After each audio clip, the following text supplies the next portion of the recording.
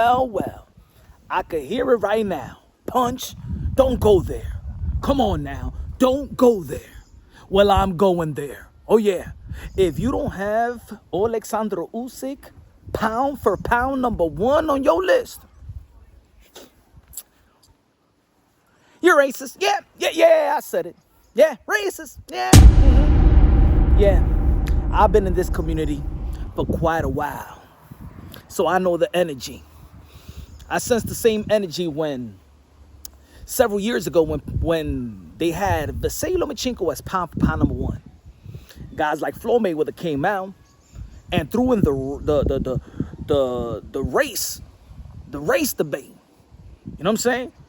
Oh, they disrespecting Terence Crawford. They only doing that and because it's still racism in boxing. Because they picked Vasily Lomachenko pound for pound #1. And then when you see certain fighters say, I would never lose to a white boy, like Devin Haney did with Vasily Lomachenko, like Anthony Durrell did with Caleb Plant, like Bernard Hopkins did with Joe Galsaki and Joe Smith.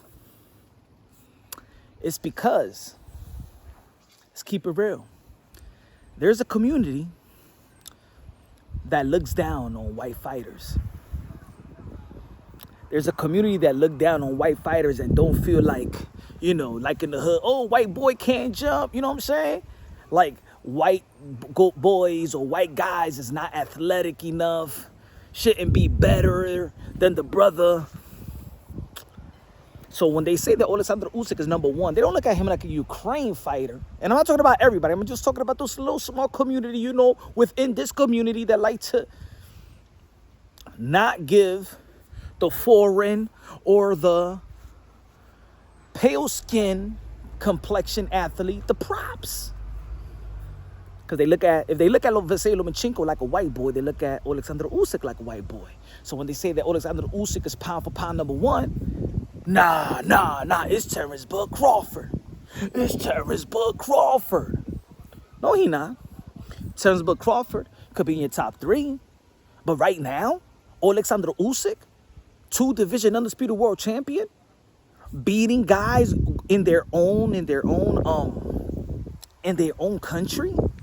Think about it, man. We give a lot of props when an American goes out there. Like when we gave Devin Haney props, he went out there to Australia and got the title from George Kambosos. Hey, yo, Earl Spence got the title from Kell Brook out there in Sheffield. We give major props. But let me say it like this. Foreign fighters do it all the time. Josh Taylor became undisputed in American soil versus Jose Ramirez. Let's not forget, Manny Pacquiao became an 8-division world champion almost all in America. He's from the Philippines. He did it away, right? Again, we talk about Oleksandr Usyk going everywhere to get his world title. Let's not forget also, who else? Tyson Fury beat Deontay Wilder out here. Yeah, you know what I'm saying? So I don't think the people from across the pond or overseas emphasize so much that they get their world titles in America. Oh my God, he went abroad. We do it, but they do it as well. So Oleksandr Usyk, 2-division undisputed world champion, the Muhammad Ali tournament, the cruiserweight division, all the champions that he beat was undefeated. You know what I'm saying? And let's not forget, when he's moving up to the heavyweight division, he's giving up like 20, 30, 40 pounds. You understand what I'm trying to say? And yes, I'm going to say right here, yes, Oleksandr Usyk is top 5 heavyweights of all time. Yes. Well, he hasn't fought enough. Well, let me tell you like this. I consider Sugar Ray Leonard really one of the GOATs, arguably the greatest of all time. He didn't have more fights than Sugar Ray Robinson. He didn't have more fights than Manny Pacquiao. He didn't have more fights than Muhammad Ali. You know what I'm saying? But who he beat at the time that he beat them, Oleksandr Usyk, every world title, every champion he beat, all of these guys were in their prime, were elites in their respective division, in their prime. Let's also not forget that Oleksandr Usyk is the oldest and the smallest one. You know what I'm saying?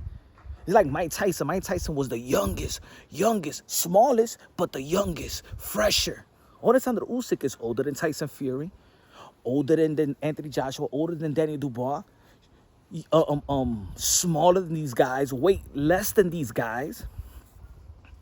So the difficulties of Oleksandr Usyk is way more difficult than look at the resume of Bud Crawford. Also, I'm not trying to shy away from Bud Crawford, but let's not forget that the last time we saw Bud Crawford in the ring, that was last year. Oleksandr Usyk is active. The last time we saw Bud Crawford in the ring, it was with Madrimov. Madrimov was 10-0, never was a world champion, never fought a world champion, nothing like that.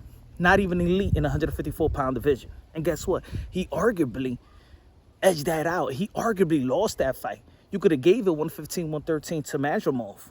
You could give it a draw, and yes, Terence Crawford, you could give him the 115, 113.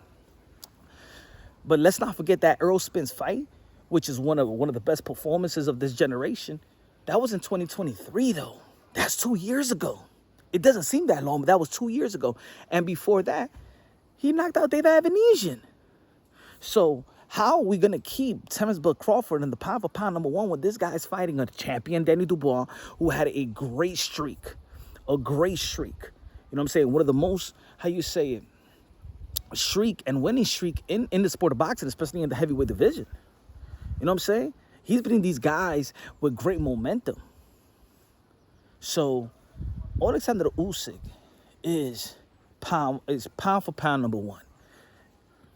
And I think that people that don't want to give it to him is because they actually, look, there's a lot of Americans, set aside just African American, but there's American people that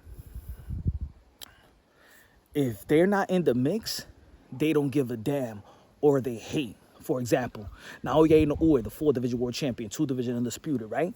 A lot of people, especially in YouTube boxing community, they wasn't really people. A lot of boxing channels don't even follow those smaller divisions, but there's certain people that, or certain communities that be like, oh, when Inoue was getting props and praise, oh man, he ain't fight nobody, man. I bet if he fights Gervonta Tank Davis, he'll lose. Just because probably your ethnicity is not in the mix, and you don't got a favorite fighter in the mix that you support or was a poster boy to your channel. Now y'all want to throw shades at Inoue. Y'all never gave a damn. Y'all just hate that he's getting praise and getting love and getting respected. Just like Oleksandr Usyk. It's not that we all know Oleksandr Usyk is pound for pound number one. The guy, we know. We got an eye for talent. We all boxing fans. But y'all just don't want to give in because there is no American heavyweight that's doing their thing. Or even American black heavyweight that's doing their thing right now. Called American or black American. Let's be real. We're not in the game in the heavyweight division. Yes, Deontay Wilder is back, and I'm a Deontay Wilder fan, but we all know that Deontay Wilder is no near what he used to be. Like, his right hand is no near what it used to be. You know what I'm saying? And I'm happy that he's in the mix because he makes the heavyweight division intriguing. I would like to see Usyk versus Deontay Wilder, especially in this era. I think that needs to take place as well as Wilder and AJ and Fury. But if we're not in the mix, we want to hate on the people that's on the mix. So all I'm saying is, I've been in this community for a long time, and I see the way that they was hitting on Vasily Lomachenko when they was putting Vasily Lomachenko pound for pound number one, and they was trying to snub him with Terence Crawford, and y'all doing it with Oleksandr Usyk with Terence Crawford now.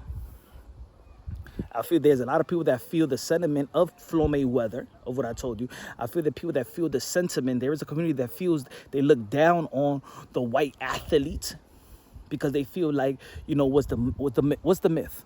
Oh, the best athletes in the world are. You could say it yourself, right? So I know I'm not talking out of my ass. But anyway, let me know what y'all think, man. Shout out to all the fighters. Yeah, the top Bud Crawford is top 5 as well. Top 5, put him in the top 6, whatever you want to put him, but he's in the top, right? You got Oleksandr Usyk, Inoue. Is a debate right now where I stand with Bivol and Bud Crawford number 3, because Bivol, his resume is looking. Look at his resume. Look who he's beating. He already beat Beterbiev. He beat Suldo Ramirez, and he beat Canelo Alvarez. Come on now. Bud Crawford, Canelo Alvarez is still there, even though that he's underperforming in terms of who he's fighting. You know, that William Skull performance is not all that. Shouldn't be in a pound for pound performance, but I put maybe Canelo Alvarez number 4 or Bud Crawford number 4, Bud Crawford number 4, put him, that's a debate right there. Bam Rodriguez top 5. Bam Rodriguez could be in number 4 right now, or number 5. You know what I'm saying? That's a debate right there. But Bud Crawford hasn't fought enough. He's fighting one time a year, and he's not fighting after elite fighters. He's not doing that. And Canelo's not fighting elite fighter, but he's more active. Bam Rodriguez, maybe we need to put him number 4. I don't know, but Bud Crawford's not number 1 pound for pound, and that's Oleksandr Usyk at this stage. Let me know what y'all think. Subscribe to the channel, smash the like button. You're not tuning into Punch Drunk. I know y'all don't like it, but it is what it is. I told y'all so.